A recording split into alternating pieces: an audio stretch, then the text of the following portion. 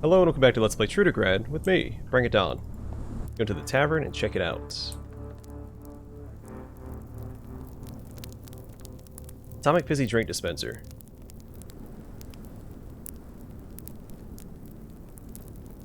I have an idea. Where is...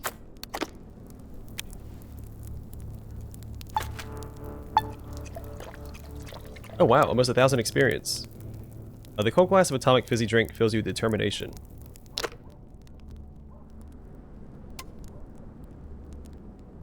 Might be a bit of a stretch, but that could be an Undertale reference. Then again, maybe not. I know. Adam RPG's filled to the brim with references.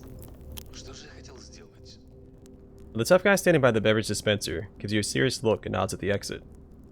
I'm just watching the door. Move along. Nod and leave. Got 28 experience for messing with the synthesizer. Also, I got an achievement for putting a coin in that.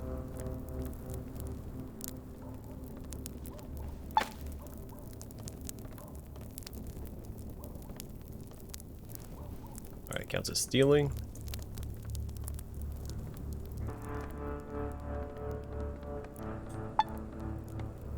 It's broken, too bad.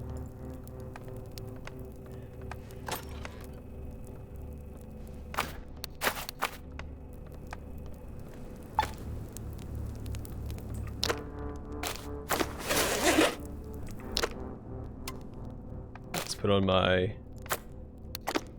thieving outfit.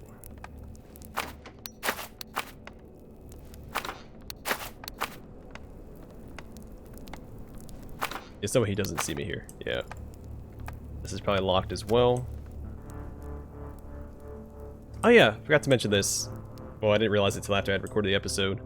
This guy is a reference to Mort from Planescape Torment. His last name is even Kraniev, and Mort is a floating skull. The Indulgent one I'd forgotten was a reference to the nameless one from Planescape Torment in the original game.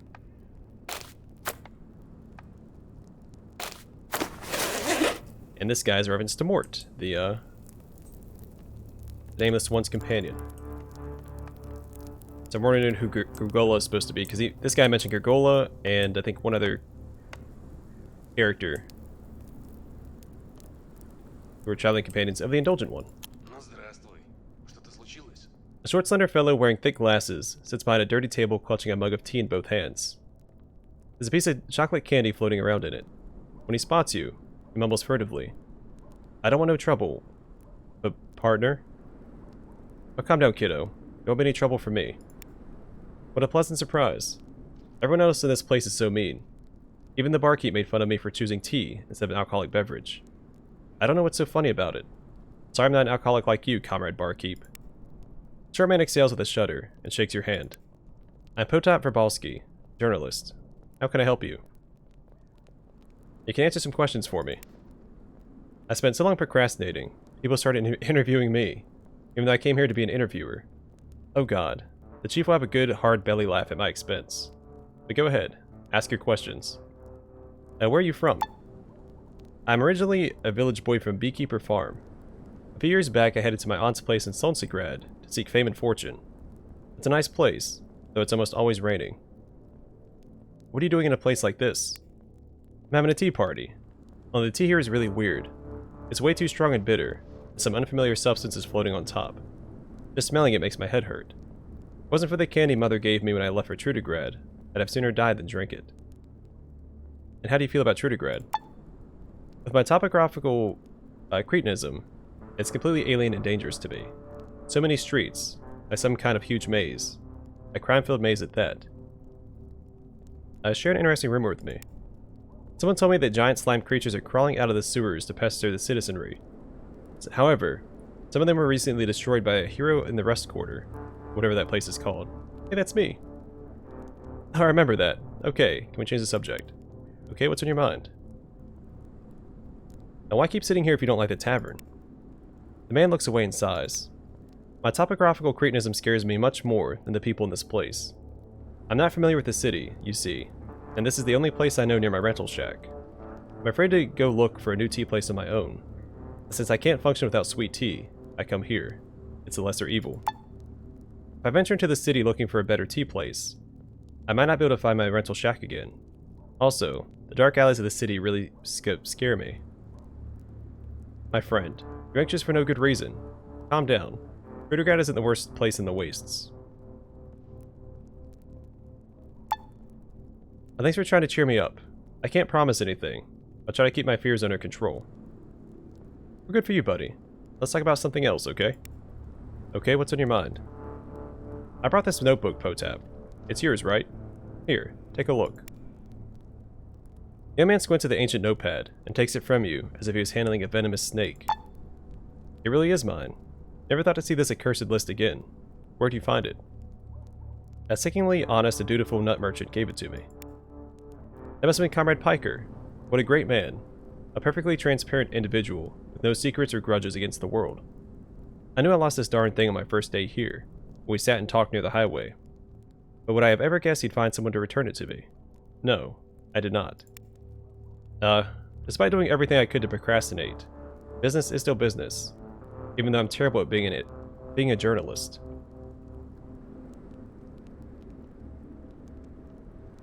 I returned the notepad. Here you go. Say, what's the job you don't want to do? Despite you offering it to him free of charge, the journalist doesn't accept the notepad. The Trudograd Review, the newspaper I work for, sent me to Trudograd to interview the people on this list. I took the job because I thought I could conquer my fears of social interaction, but I haven't.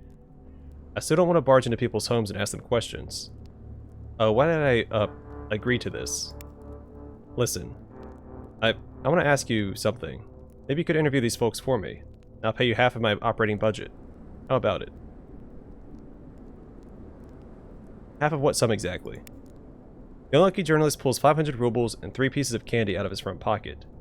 Whether or not the candy is part of the reward remains a mystery, but it does look delicious. Here, look. That's a good sum, right? Right? Please. Ah, fine. So what did you want? I'll start by telling you the goal of my research. Tell me, do you know who Kai Ozersky is? I never heard of him. Who is he? Kai Ozersky is probably the most dangerous criminal in the history of Trudograd. He was the leader of the Bloodthirsty Olympus gang, which held everyone in my home region in fear from the 90s up until a few years back. The reign only ended because of a botched bank robbery, which turned into a firefight against the town police. During the shootout, Kai and his top brass were forced to retreat into the ruins of an old factory, where they were cornered and executed on the spot by an enraged mob. Ozersky himself was burned alive inside a metal barrel. Listen quietly. Ozersky and his gang are still popular topics of discussion back in Trudograd. That's why the Trudograd Review, the newspaper I work for, is preparing a big article about the madman. Part of the upcoming issue has been set aside for interviews with those who either knew Kai Ozersky or interacted with him in the days before his death. I was sent to Trudograd and asked to interview 3 such men who've long since left our common hometown. So you want me to interview them instead? Sure thing. What else do I need to know about the assignment? You'll need to speak to Vasmer, the detective who worked on Ozersky's case. Trubakyov, a former associate of Ozersky. And Sherba the singer, from our hometown's largest band, the St. Slavik's Chorus for Unmarried Men. Their names and last known locations are recorded in the notepad. The only thing I ask is for you to be thorough. Any extra bit of information about Ozersky that's still unknown to the public will mean a little bonus both for me and for you. You think you can do it?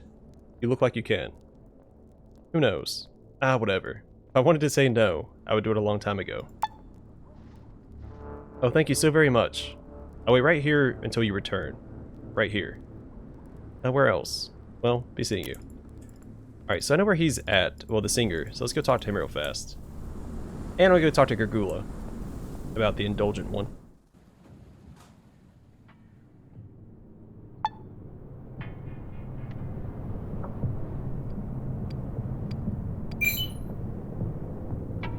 A blind old man wrapped in a cotton blanket is preaching, as he stands on an iced over snowdrift. Most citizens pass him by.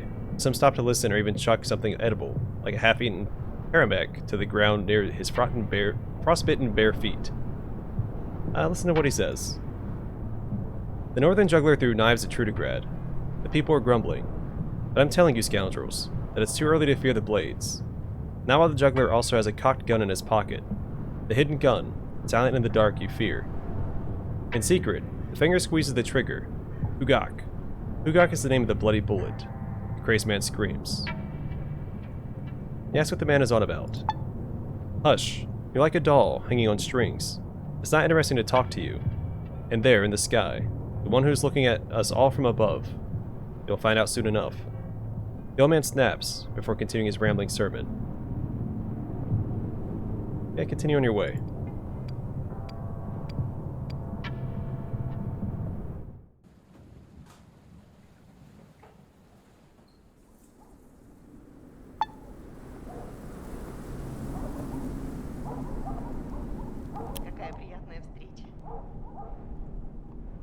The hook-handed turnip devotee seems genuinely glad to see you again. She nods courteously and asks, "What brings you to me this time, disciple?" Gurgula, right? Weren't you a follower of the legendary Indulging One? Gurgula's jaw drops open with a click. She sketches a sign of the turnip in the air, with a shaking hand before speaking. There's something new in her voice now. Fear, reverence, sadness. All three at once. It's hard to tell. How did you know of this? Well, I prayed Turna to save me ever hearing that name again. But here you are, speaking the horrid syllable aloud, stirring up hated memories. Yes, it is all true. I was his follower, until the unclean rivers of cheap liquor washed my face from his treacherous memory. Now tell me of the Indulging One. What manner of man was he? He was tormented. Much more so than I. While my soul was hounded by a plethora of lesser vices. Prostitution, glue addiction, animal cruelty, immorality, thievery. He had but one. But oh, what a vice it was. Indeed, it was alcoholism. He was always liquored up, inebriated, sozzled, blitzed, rat-arsed, crap-faced out of his gosh darn gourd. I heard tell he was once a Navy captain out of the ocean blue, till one day his patrol boat wrecked upon an uncharted island in the Indian Ocean. He'd crawled ashore and started constructing a tiny raft, with enough space for just 2 people, when he was hailed by an uncanny trio. An American sailor, a wandering gypsy, an Armenian boatswain. Now, the ship had sunk just offshore weeks earlier. Now each one offered a treasure for a place on the raft. The American offered a Colt SAA, the greatest handgun ever made. The gypsy a white steed 18 hands high. And the Armenian, a bottle of Ararat brandy. The one who had come to be known as the Indulging, took the Colt and shot the American in the face. This was during the Cold War. And invited the Armenian onto the raft. Who needs a horse out at sea, he laughed. Oh, but the gypsy was furious, watching the 2 fast friends sail into the sunset while drinking brandy. As long as the sun shall rise and the dog bark at shadows, may your thirst for alcohol never be slaked, he hissed. And soon that curse came true. Now, why did you follow the Indulging One? Were you too close? I was his drinking buddy, and his woman. Despite his crippling alcoholism, he was a good fellow. He never took off the beer goggles, so to him I was always beautiful. But that's not the only reason I spent so much time following him to dive bars. He also had charm. The jolly bastard broke a lot of hearts in his travels. One girl who loved him, Martipella, the loan shark's daughter, continued to follow him even after her death as a ghost. Okay. He was white as a sheet and of paper, and skinny as a twig. Yes, I remember how she tore half her greasy hair out for trying to steal my man. That stuck-up female dog. Now, do you know where the Indulging One is now? They say if you get blackout drunk in the cheapest hooch in town, and stagger beneath the Hesperus star, you hear a certain song from afar. In Paragon City, where the girls are pretty, I first set my eyes on sweet Manya Malinov. This is said to be the voice of the Indulging One, singing from the bottom of a trash-filled ditch somewhere. Apart from that, I know nothing. After drinking a bottle of some glowing liquid with Igor the Stalker, he blacked out for a whole day. When he finally opened his eyes on a slab in the local mortuary, he told me he didn't recognize me anymore. Talk about a nasty breakup. I told him to pike off and went my own way, to Astrakhan. Skip a couple of years, and here I am.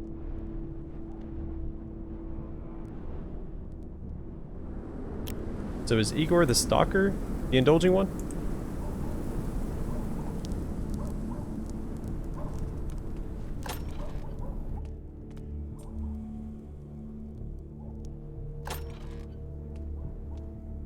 Ну, здравствуй.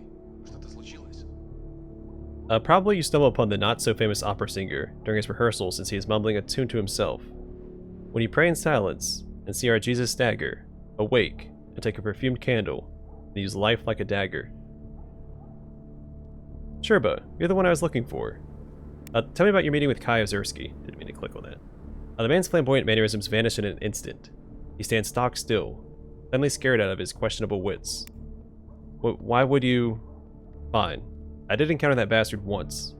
That wretched man, dressed in black leather with red patches on the elbows. That legendary murderer and bandit, who swam a river of gore to the vast sea of criminal notoriety. Who in Soltograd did not know that son of a gun. However, my encounter with him was far more intimate than the average citizens. I was making a deposit in Soltograd's canned bank when I heard the first shots. Kai Ozersky and his gang gunning down the guards. I was taken hostage immediately. Terror stole eons from my life, but I was able to break free and run when the gang was forced to retreat. I learned of his death in the papers on the following day. That's the end of it. Let's not waste another moment of our lives discussing that monster. Tell me about the canned bank. It was a local invention. Trudograd was always a grim little town. Even a genius such as moi didn't have much in the way of wealth, and the plebs were all poor as mutant mice. It was a city of hobos. Hobopolis, if you will. That's why city officials opened the canned bank. Its purpose was to make canned food the official currency of Soltograd instead of rubles, which nobody had. Sort of like Japanese nobles did with rice in ancient times. During the robbery, I was of course depositing real money into my account. I was never so poor as to use filthy, rusty cans instead of money. How did you end up hostage? When the bandits started murdering guards, I hid under a table. But unfortunately, my noble and shapely rump stuck out, betraying me. I was dragged from under that table like a mangy dog, whining for scraps. They ordered me up on my knees. That tyrant Ozersky said that if the police stormed the place, I would die. How many hours did I wait there on my knees? How many hours passed until the townsfolk breached the doors? I cannot say. What was going on while you were a hostage? I can say this about the beast. He was cold and calculating, always on top of things. The ropes only bound my hands, but the fear I felt because of him bound my whole being. While his friends were being mowed down by machine gun fire, Ozersky didn't merely shoot back. He even found time to eat the sweets he kept in his breast pocket. And despite his careless attitude, he wasn't touched by a single bullet. And when the chief of police announced that the lives of hostages were no longer a consideration, Ozersky seemed to forget we even existed, since we were no longer assets. That's what saved us. Was there a secret nobility to his actions, or was he just extremely practical? Either way, we suffered no lasting harm. And how did you escape the captivity? It was terrible. My heart was beating so fast, I felt like a demented canary banging around in an iron cage. As long as the flint-eyed Ozersky was in the room, I was too afraid to even flinch. Once the head of police announced that the lives of hostages were no longer a consideration, I was convinced that death would claim me in the next few moments. How could I have tried to escape with the Reaper standing at my side? Only when Ozersky had disappeared into the night, shooting back at the pursuing mob, was I able to get up. My hands still bound, I jumped out into an open window, into freedom's embrace. Why did the gang retreat? Once they decided the hostages' lives were worthless, the police were free to fire on the bandits from all sides, and many were killed. Maybe that was when Kai decided to retreat. I'll never forget the fire burning in his eyes as he headed for the rear exit. He was walking strangely, as if carrying a heavy burden, and he clenched his stomach. But his spirit was unbroken. He was so certain of his own strength. Did he suspect that hours later he'd be burned alive in an abandoned factory? Not a chance. Okay, then that's all I need to know. Good, because that's all I remember. The noise, the gunfire, the regular fire. As if it all happened to someone else. My memories of the event are so faint now. Alright, that'll be enough. I need to go now. So I wonder if we're actually going to get to track down the indulgent one.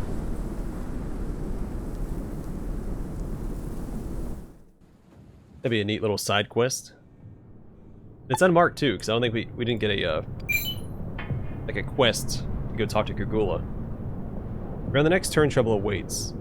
In front of you strides out a flea-bitten horde of totally insane dogs.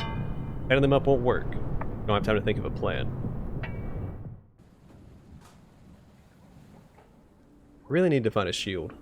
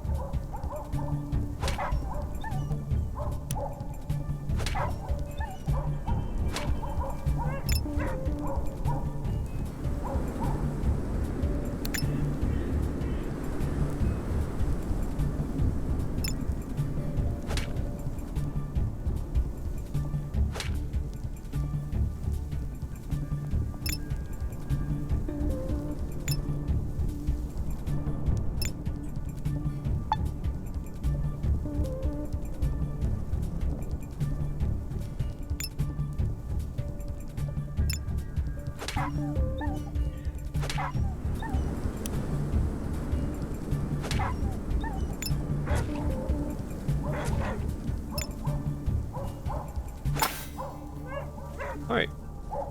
Easy peasy.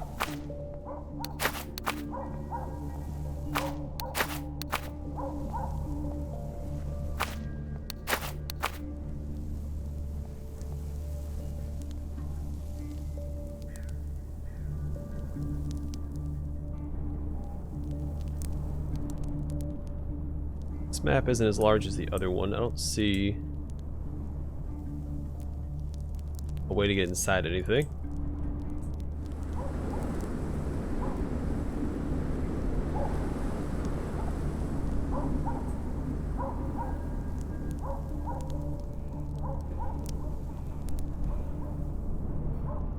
I don't see any buildings or basements or anything to enter, so I'm gonna assume that there isn't any. And it's usually just like generic loot anyway. Despite arguments we made not to waste your time doing it. But oftentimes there's like locked lockers and stuff to get maybe more experience.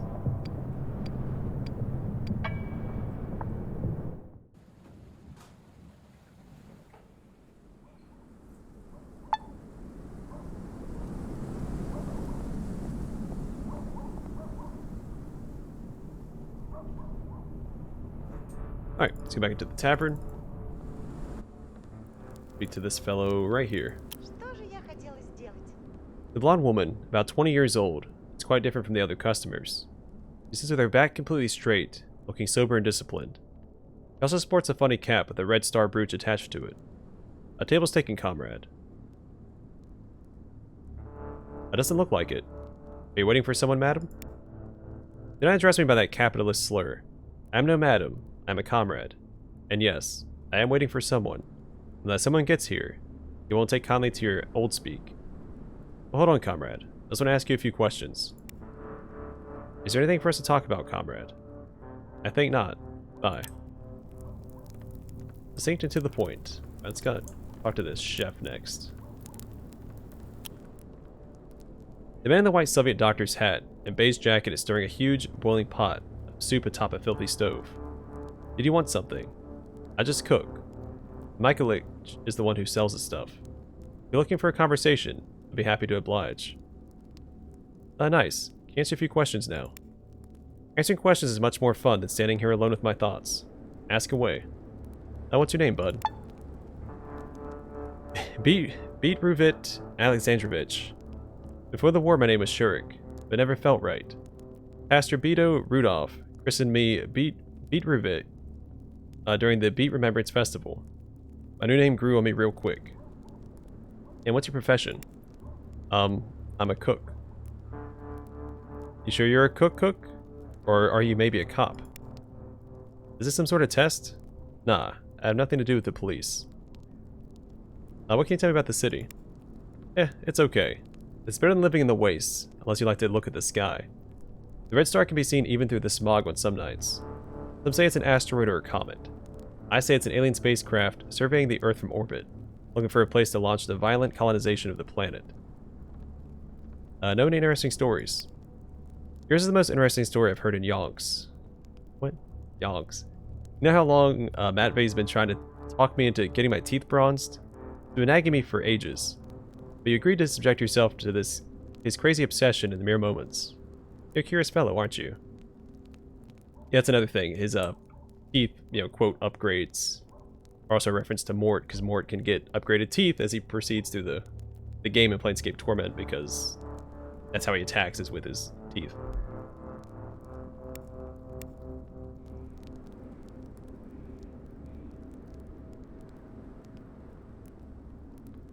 Alright, I missed something here.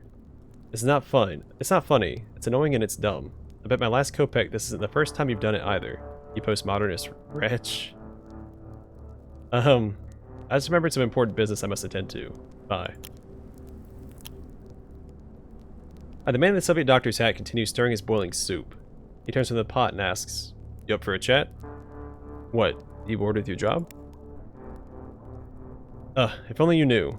The clientele don't enjoy any kind of culinary experimentation, so I just stand here all day, stirring the same old pot of slop, while the will to live slowly drains from my still-standing corpse. Get over here and try it for yourself if you don't believe me. Why not? Give me that big spoon. The cook stands aside and you begin stirring. The boiling gray slop, tiny pieces of vegetables, and chunks of mystery meat swirl with hypnotic dullness.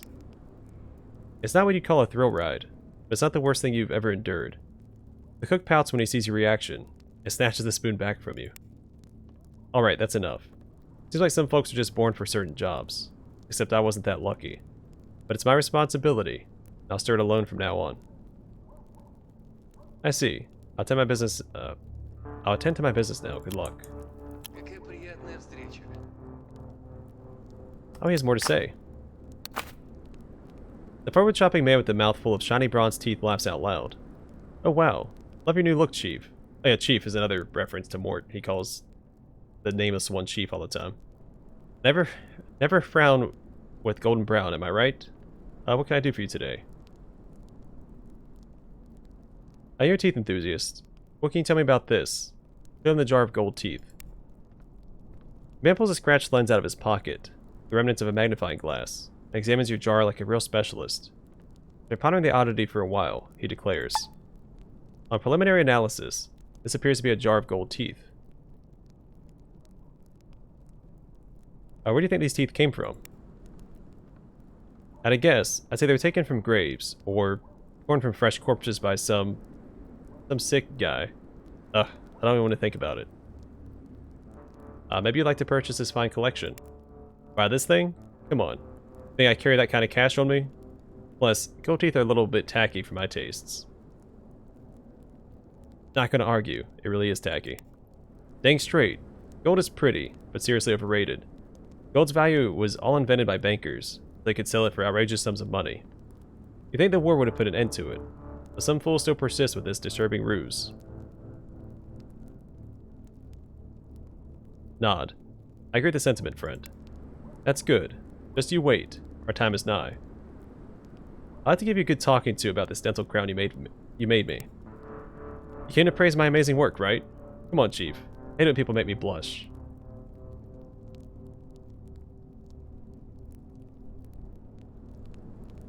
I'm not going to remove it. I think we'll get unique dialogue with it later on. Oh, I'm going now, before the compulsion to murder you overwhelms me completely.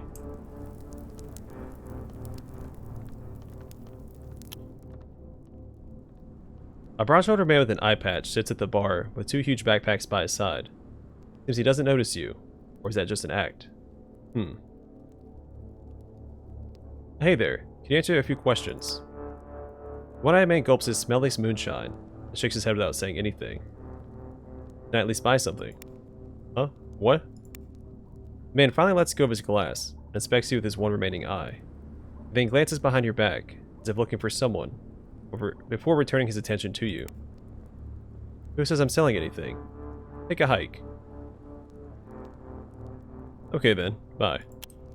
I tried. Alright, I'm going to call the episode here. In the next one we will speak to the two remaining NPCs in here. And, yeah, just go from there. But for now, thanks for watching. I'll see you guys in the next one.